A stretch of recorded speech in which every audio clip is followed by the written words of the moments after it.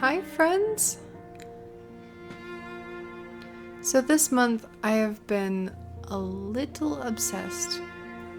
So I'm the kind of person that I go through phases, and that's fine. I know it usually is associated with little kids, but I know this about myself. I know that I will be obsessed with something for a month or so, sometimes a couple months, but after that obsession dies down a little bit, I'll calm down. I'll choose something else to get crazy about, and then a couple months later, it's back. Usually not in full force though. So this month, my obsession of choice has been Pride and Prejudice.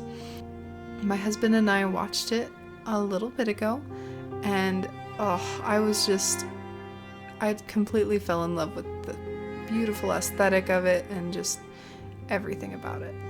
So, what you're about to witness is my cat being a butthead. But, yeah. Does anyone else's cat do this? Todd, you are so rude. So stinking rude. Yeah, you. He just sat on top of it. Look at that. Look at that. It's your fault. You probably have a big smeared mark on your butt now.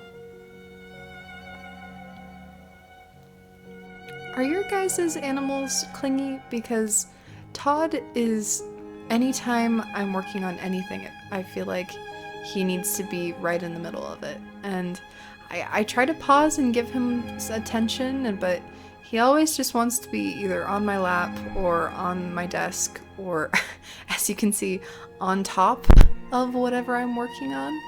And it's cute, but it's a little difficult to get stuff done when he's sitting on top of whatever I'm working on. So, anyway, my current obsession is Pride and Prejudice.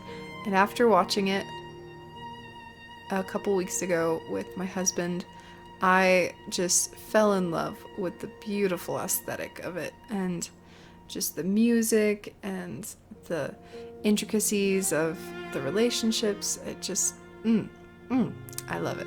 So I decided that this PENPAL theme would be something vaguely Pride and Prejudice, and that gave me the opportunity to break out my calligraphy pen. And honestly, I feel kind of bad because this pen was part of a previous obsession of mine, and as per usual, I lost interest after a couple months, but I still have them, and so I was able to use them for this, and it was fun. However, it is a lot harder than I expected, and it's been a while since I've just straight up written in cursive, and that's what I decided to do for pretty much the whole letter and most of the playlist. I kept going back and forth between cursive and print, and I think it just was because I was focusing on what I was trying to write. And so, yeah, it looks a little crazy mismatched, but that's alright. Over time, I'm sure that my pointed pen calligraphy / cursive will get better, and that's great. But I was completely inspired by the scene where Darcy is writing a letter and Mr. Bingley's sister is walking around the room with Elizabeth, and he's just writing, and they're like, man, he writes so much, and he writes so well.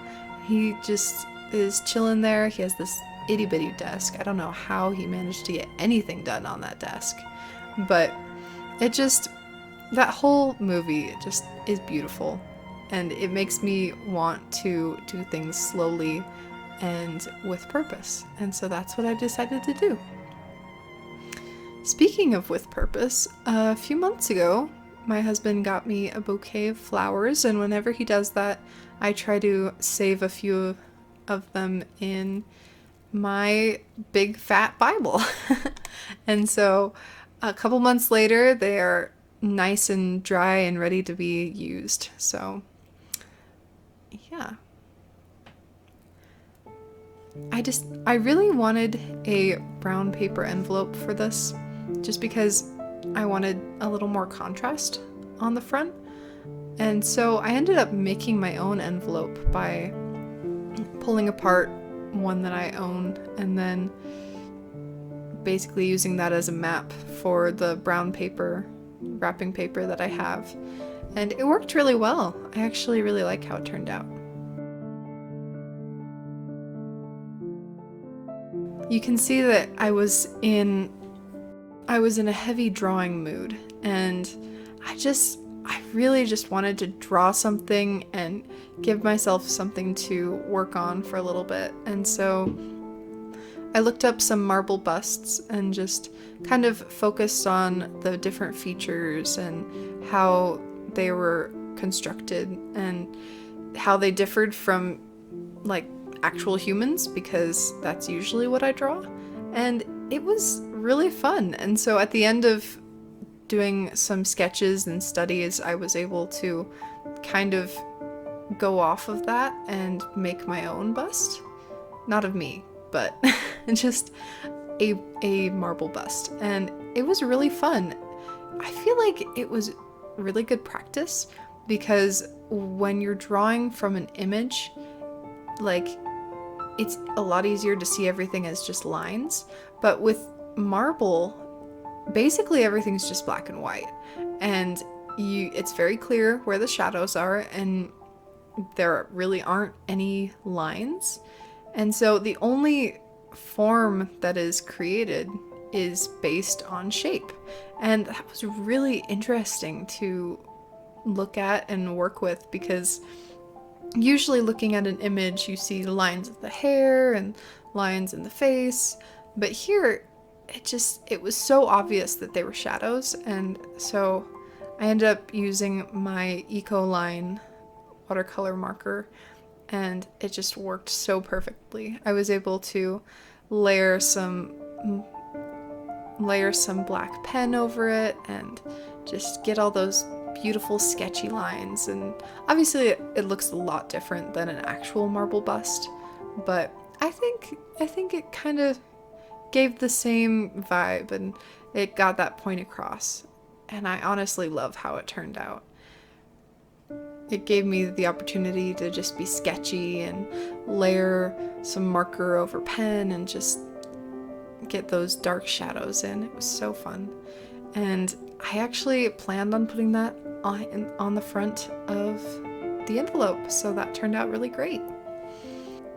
I hope you guys have been doing okay. I feel like I'm so thankful for those of you who are here and who watch my videos, and I wish that I had a better way to be in direct contact with you, because I am honestly so thankful for you.